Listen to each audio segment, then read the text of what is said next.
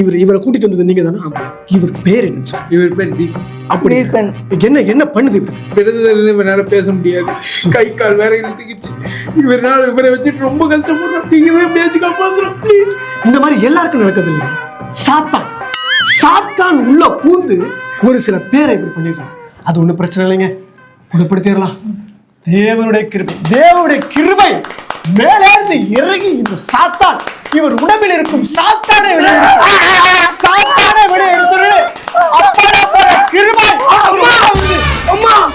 கிருபையே அப்பா, கர்த்தாவே அறம் செய்ய விரும்பி கர்த்தாவே ஆறுவது சினம் கேள்வது கரவன் சாமி.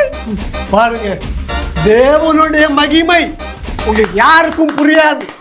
இங்க வந்தவங்களுக்கு மட்டும்தான் அது புரியும். சாட்சி, இப்ப இவரு நமக்காக சாட்சி சொல்ல போறாரு. கேளுங்க மக்களே, கேளுங்க. ரொம்ப நன்றி சாமி. நான் பிறந்ததுல இருந்து நான் பேசுறதே கிடையாது சாமி. முதல்ல இப்பதான் நான் பேசுறேன். நான் தமிழ் எல்லாம் பேசுறேன். அறம் செய்ய விரும்பு.